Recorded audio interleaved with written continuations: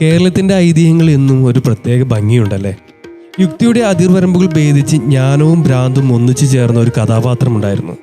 മലയാളത്തിൻ്റെ മനസ്സിൽ മായത നിൽക്കുന്ന ആ ഉന്മാദിയുടെ പേരാണ് ആറാണത്ത് ഭ്രാന്തൻ. എൻ്റെ ഗ്രാമീണ കാഴ്ചകൾ കൂടി എൻ്റെ വീടിൻ്റെ അടുത്തുള്ള അതിരാവിലെ കാണാൻ അതിമനോഹരമാണ്. അപ്പോൾ അതുകൊണ്ട് ഞാൻ ഇവിടെ നിന്ന് പുറപ്പെടുമ്പോൾ ഉള്ള കാഴ്ച കൂടി ഉൾപ്പെടുത്തിക്കൊണ്ട് ഞാൻ നേരെ എൻ്റെ നാട്ടിൽ നിന്ന് വെറും 20 കിലോമീറ്റർ മാത്രം സ്ഥിതി ചെയ്യുന്ന രായിരനെല്ലൂരിലേക്കാണ് എൻ്റെ ഇന്നത്തെ യാത്ര.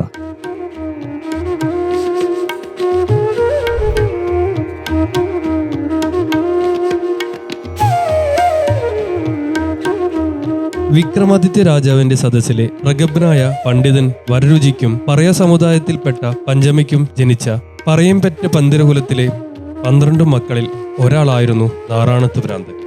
ആ കാലഘട്ടങ്ങളിൽ ഒരു ബ്രാഹ്മണന് പറയ സ്ത്രീയിൽ കുഞ്ഞുങ്ങൾ ജനിച്ചാൽ സമൂഹത്തിൽ യാതൊരു സ്ഥാനവും നൽകില്ലായിരുന്നു. ഒരു വലിയ സന്ദേശം നൽകുന്നതിനായി അവർ ദേശാടനം തുടങ്ങിയിരുന്നു. ഈ യാത്രയിലാണ് കുഞ്ഞുങ്ങളുടെ ജനനം. ഓരോ കുഞ്ഞുങ്ങൾ ജനിക്കുമ്പോഴും വരരുചി ചോദിക്കുമായിരുന്നു, കുഞ്ഞിന് വായുണ്ടോ എന്ന്. ഉണ്ട് എന്നുള്ള മറുപടിക്ക് വായ് തന്ന ദൈവം ഇരയും നൽകിക്കോളും എന്നായിരുന്നു. ഈ ന്യായത്തിൽ ഉറച്ചു നിന്ന അവർ ജനിക്കുന്ന ഓരോ കുട്ടിയെയും ആ സ്ഥലത്ത് തന്നെ ഉപേക്ഷിച്ച് യാത്ര തുടർന്നു. അങ്ങനെയാണ് 12 കുട്ടികളും വ്യത്യസ്ത സ്ഥലങ്ങളിലും വിവിധ സമുദായങ്ങളിലും വളർന്നത്. സത്യത്തിൽ ഈ ഉപേക്ഷിക്കുന്നതിന് പിന്നിൽ വരരുചിയുടെ ദൂരവീക്ഷണവും ജാതിരഹിത ലോകം എന്ന സന്ദേശവുമാണ് ഐതിഹ്യം നൽകുന്നത്. 9ാമത്തെ പുത്രനായ നാറാണത്തിന് പാലക്കാട് ജില്ലയിലെ തൂതപ്പുഴയുടെ തീരത്തു നിന്ന് ലഭിച്ചെന്നും എടുത്തു വളർത്തിയത് ചത്തല്ലൂരിലെ നാരായണമംഗലം മനയിലുമാണ്. അവിടെ നിന്ന് അദ്ദേഹം പിന്നീട് വേദപഠനം പഠിക്കുന്നതിന് വേണ്ടിയിട്ട് തിരുവേഗപ്പുറം എത്തുകയും അവിടെ തൊട്ടടുത്തുള്ള രായിരനെല്ലൂർ മല അദ്ദേഹത്തിന് ഒരു പ്രധാന വാസസ്ഥലമായി മാറുകയാണ് ഉണ്ടായത്.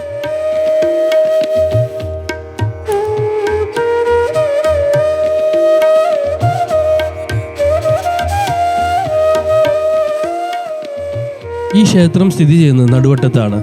കൊപ്പത്ത് നിന്ന് 4 കിലോമീറ്ററും വളാഞ്ചേരിയിൽ നിന്ന് 10 കിലോമീറ്റർ മാത്രമാണ് ഈ ഒരു സ്ഥലത്തേക്കുള്ള ദൂരം എന്ന് പറയുന്നത്.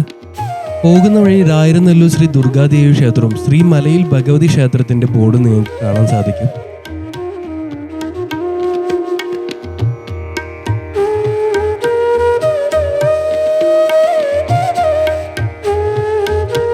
ഇവിടെ നിന്ന് കുറച്ച് മുന്നോട്ട് പോയാലാണ് രായിരനെല്ലൂർ മലയിലെ കവാടം.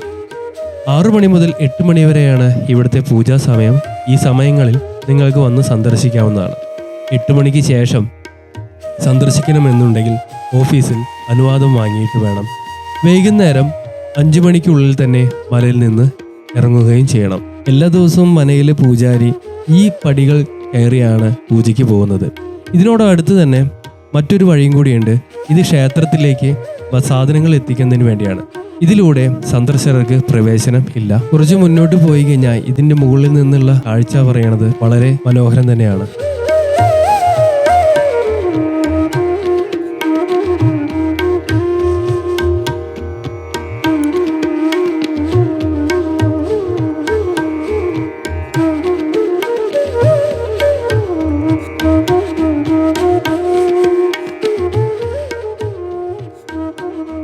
ഈ പടികൾ കയറി നമ്മൾ നേരെ എത്തുന്നത് ക്ഷേത്രത്തിന്റെ മുമ്പിലാണ്.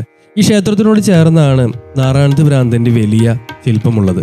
ആ കാലഘട്ടത്തിൽ അദ്ദേഹത്തിന്റെ പ്രധാന വിനോദം എന്ന് പറയുന്നിരുന്നത് ഒരു വലിയ പാറക്കല്ല് ഉരുട്ടി ഈ മലമുകളിൽ കയറ്റുകയും മലമുകളിൽ നിന്ന് താഴേക്കിട്ട് ഉച്ചത്തിൽ ചിരിക്കുമായിരുന്നു.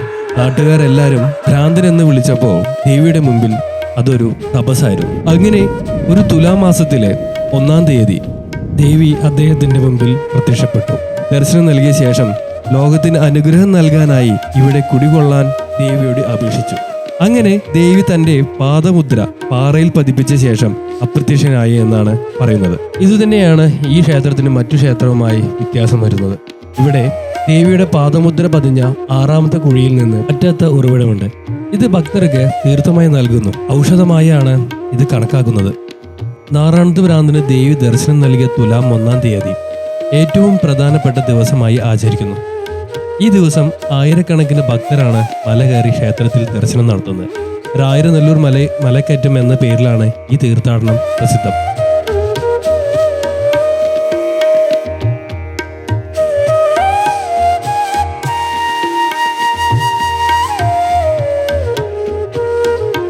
സന്താനങ്ങളില്ലാത്ത ദമ്പതികൾക്ക് ഇവിടെ ഓട്ടുകിണ്ടി കമിഴ്ത്തുന്ന ഒരു ചടങ്ങുണ്ട്. ആൺകുട്ടി ജനിക്കാൻ വേണ്ടി ഓട്ടുകിണ്ടിയിലും പെൺകുട്ടി ജനിക്കാൻ വേണ്ടി ഓടയും കമിഴ്ത്തി പ്രാർത്ഥിച്ച് മലയിറങ്ങുന്നു.